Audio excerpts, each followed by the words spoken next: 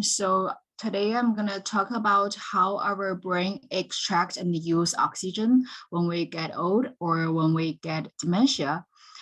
So I will first briefly go through the background, the definition of oxygen extraction fraction or OEF, and the cerebral metabolic rate of oxygen, CMRO2, and then talks about how we use MRI to measure those parameters.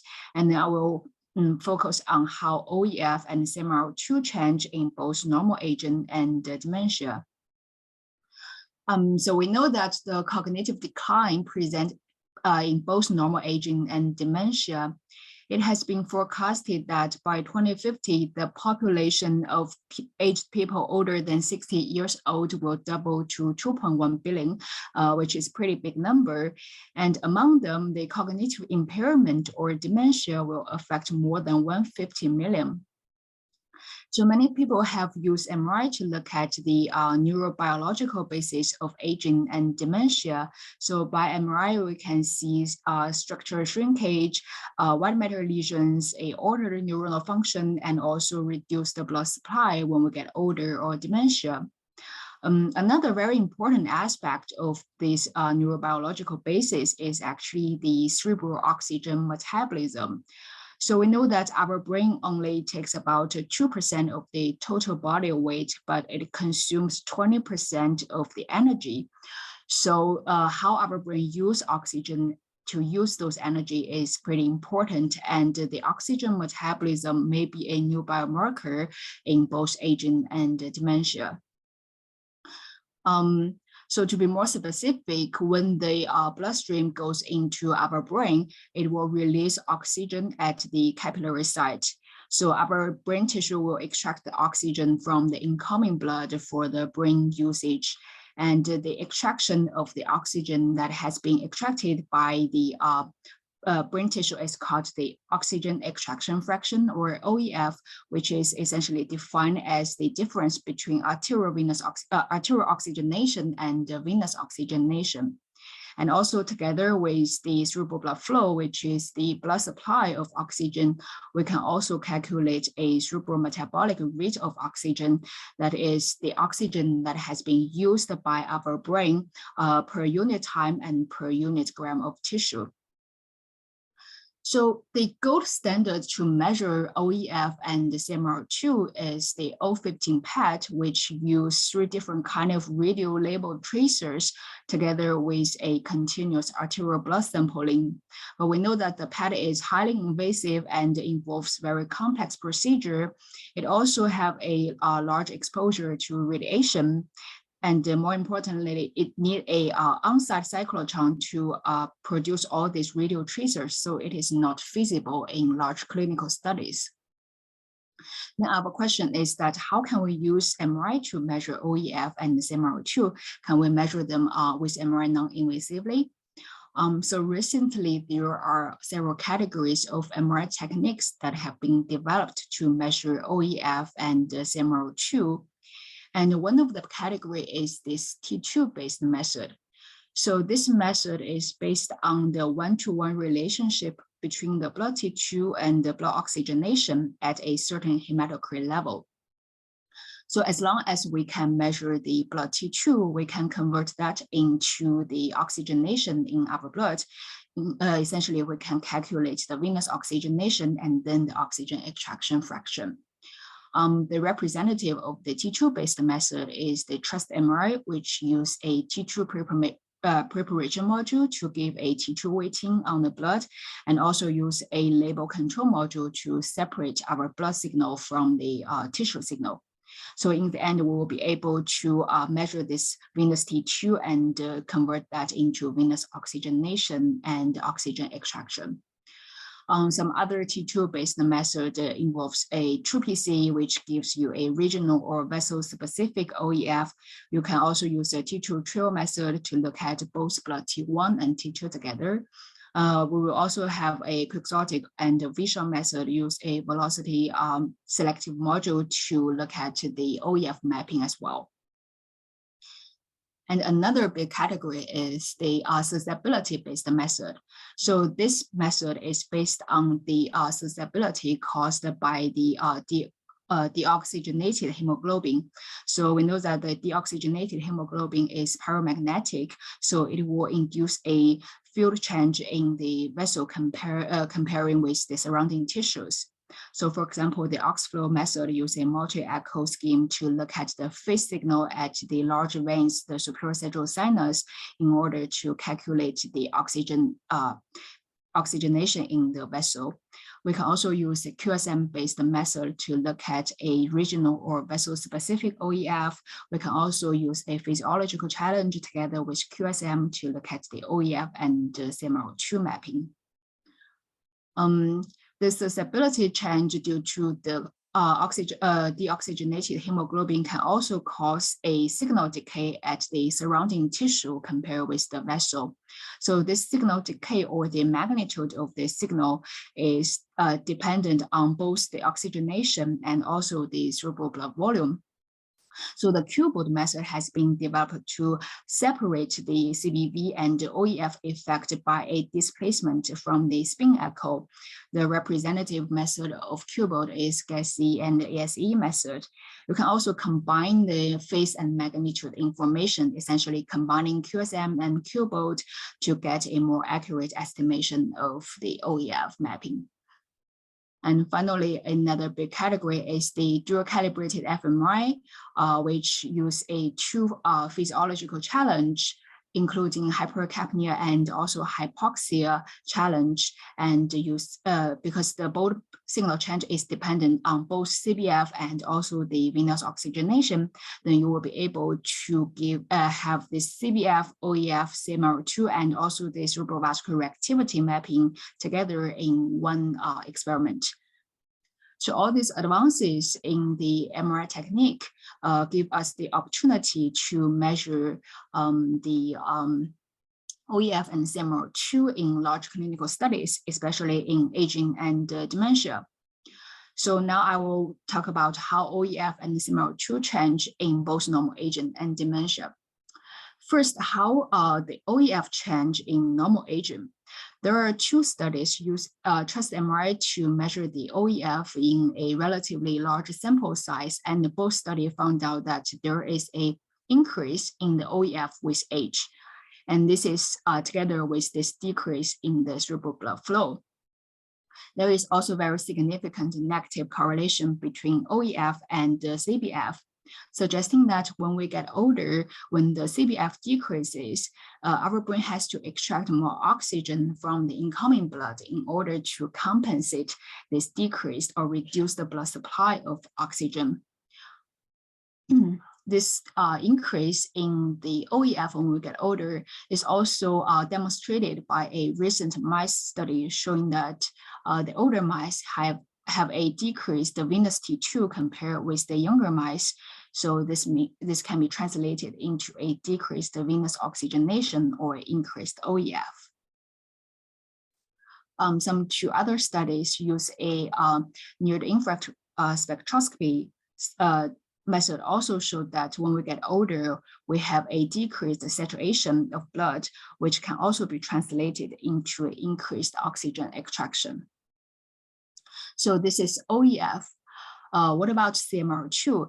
Does CMR2 increase or decrease with age then?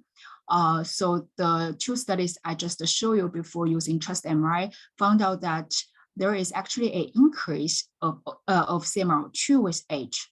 So this is kind of counterintuitive that why our brain uses more oxygen when we get older. So the authors explain this by a compensatory process. That is, when we get older, the neuronal computational efficiency will decrease. So to compensate for this decreased efficiency, our brain has to work harder. It will use more oxygen in order to achieve the same level of cognition. And also you need to compensate for this loss of tissue volume with age, and also the cellular machineries will decline. For example, the function of mitochondria will decline. So all this decline due to age will need to be compensated, so the CMR2 will increase. And also one study found that there is an interaction between age and sex on the age change of CMR2. That is, compared with female, male has a more significant increase in the CMR2 with age. And this can be explained by the estrogen level change. So as we know that female with have a decreased estrogen level after menopause, and estrogen is a hormone that is protective of the mitochondrial function. So because of this reduction in the estrogen level, the mitochondrial function might decline, and this could be reflected as a decreased CMR2. And also this decreased or this reduced ability to compensate by increased CMR2 is maybe one of the reasons that female has a more prevalence or more possibility to get dementia when they get older. So the two studies I just showed you before is done by Trust MRI. Another study using dual calibrated fMRI actually found an opposite result. That is, compared with the younger group, they found that the elderly group has a decreased CMR2 in different brain regions, for example, frontal, temporal, and parietal lobe, and also the deep gray matter. And they also explain this by a neuronal loss or a reduction in the metabolism. So this is actually in line with some old PET studies showing a decreased CMR2 across different brain regions. However, here we need to be more cautious with this PET study result because the PET has a relatively low resolution. So the decrease of CMR2 may be because of the partial volume effect from CSF and ISF. So future studies with larger sample size and different imaging modalities or different kind of MRI techniques will be needed for a confirmation of how CMR2 change with age. So this is for normal aging. What about dementia then? How our brain extract oxygen when we get dementia? So actually the PET studies in dementia is relatively scarce. And also they have heterogeneous result. So although most of them shows a decreased CMR2 when people get dementia, the effect on the OEF or the change on the OEF is pretty controversial. Some studies shows that there is an increase in the OEF, some studies shows decrease, and some studies shows a no change in the OEF. So why is that? Why there are so many heterogeneous results in OEF then? We think that this may be related to different kinds of dementia, different types. So we know that the Alzheimer's disease and vascular cognitive impairment and also their concurrence are the most common types of dementia. There are a considerable overlap in the symptoms of those diseases, but their effect on the brain function, especially the brain oxygen metabolism, is very complicated. So we try to reconcile the discrepancies from the PET studies by proposing this hypothesis that the Alzheimer's pathology and the vascular pathology, they will affect OEF in different directions. So first, the Alzheimer's pathology will mainly cause a decreased metabolism of oxygen. So because of this decreased usage of oxygen, the OEF will also decrease. On the other hand, the vascular pathology will mainly lead to a vascular dysfunction and the cerebral blood flow will decrease. In compensate for this reduced blood supply of oxygen, our brain has to extract more oxygen from the incoming blood, so the OEF will increase. So how OEF change really depends on which pathology is more severe when you get dementia. So first, we want to demonstrate this hypothesis by looking at how OEF change in a group of elderly participants with both AD pathology and vascular risks measured. So by AD pathology, we use the CSF level of A-beta-42, tau, and p-tau to represent.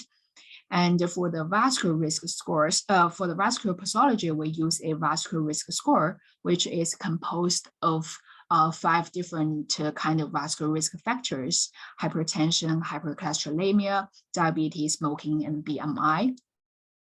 And we use the chest MRI to measure the OEF. And we first found out that there is a interaction effect between the diagnosis and the vascular risks, which means that when people get MCI or dementia, the OEF will decrease, but this is only significant in people who have a lower vascular risks. So it means that in this group of people, the vascular pathology is not that significant. It is mainly caused by the AD pathology. And in the higher vascular risk subgroup, there is no such change in the OEF. This is also confirmed by looking at the association between cognition and OEF. That is, in the low VRS group, there is this positive association between cognition and OEF, but it is not significant in the high VRS group. Furthermore, we found out that in people who have a lower vascular risk, there is a positive relationship between OEF and CSF-A beta 42.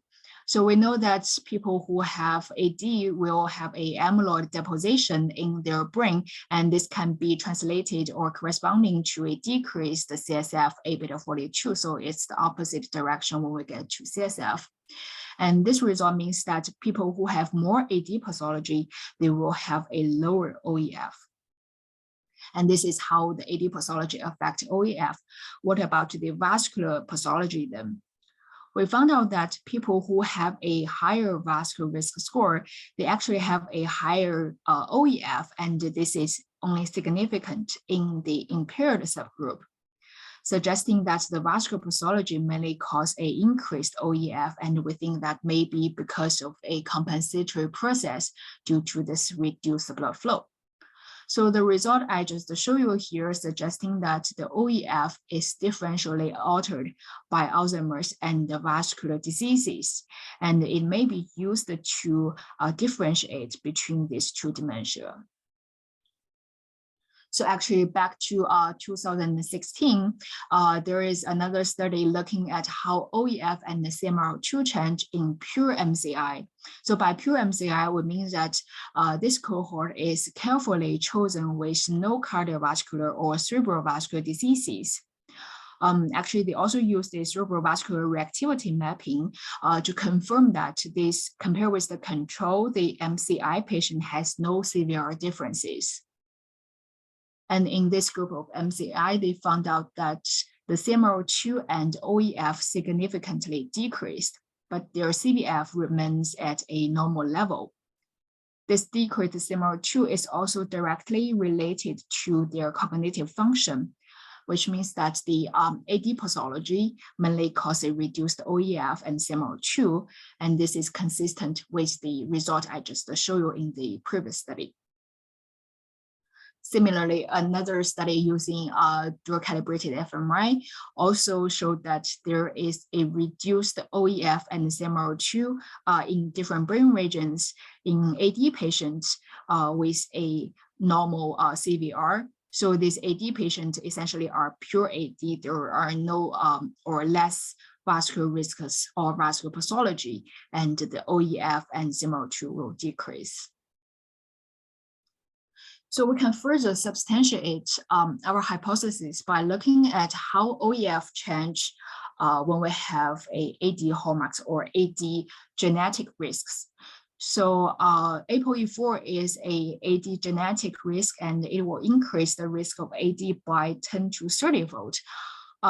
So here in one study, we look at how OEF change when people have ApoE4 gene. And we found out that the ApoE4 will cause a decrease in the oxygen extraction, even in cognitively normal subject. And this decrease in the OEF is directly associated with their executive function. Another study based on a larger sample size also kind of confirmed this result. That is, they found a interaction between ApoE4 and the CMR2 on cognition. That is, only in the ApoE4 carriers, there is this positive association between CMR2 and their cognitive performance, suggesting that people who have this AD gene, AD risk gene or ApoE4 is more vulnerable to a brain status that with lower oxygen. They also showed that this interaction is significant for the hippocampal volume and the ventricle volume. And they explained that the hippocampus has a different cellular structure compared with other brain regions. And this particular cell is more vulnerable to the low oxygen status. So combining all the results I just show you here, we can see that the AD pathology and the vascular pathology, they indeed affect OEF in different ways. But all the studies I just show you here are cross-sectional study. How about the longitudinal change in the OEF? So here in a elderly cohort, we actually did a OEF study with a 2-year follow-up. And we found out that the OEF indeed increased longitudinally, and this is more significant when in the people who have a higher vascular risks. So we further confirmed that by looking at the change in the OEF and vascular risks, and people who have a higher vascular risk scores have a larger increase in their OEF. But the OEF change is not related to their AD pathologies, suggesting that when we get older, the longitudinal change in the OEF was primarily associated with the vascular pathology, not the AD pathology. We can also demonstrate that by using a linear mixed effect model to look at the relationship between change in the OEF and change in the vascular risks. And then we found out that the change in the OEF can track the change in the VRS and also the white matter hyperintensity, suggesting that the elevated OEF may be suggestive of tissue ischemia, and it may result in structural injury manifested by the white matter hyperintensity. So combining all the studies or the result I just show you here, we can actually propose a model of OEF change in both aging and dementia.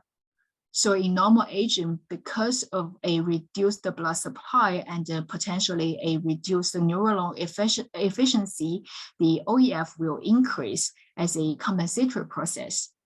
But when people get dementia, things will depend on which pathology is more severe.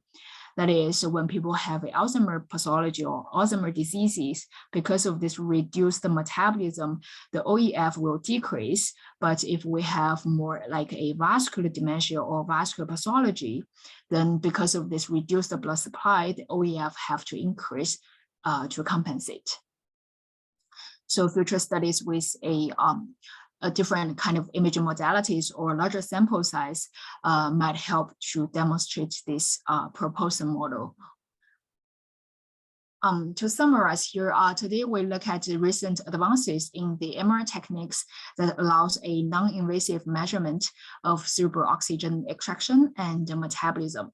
So with these techniques, we will be able to look at how OEF and CMR2 change in both aging and dementia. In normal aging, OEF elevates, but the effect on CMR2 is still unclear.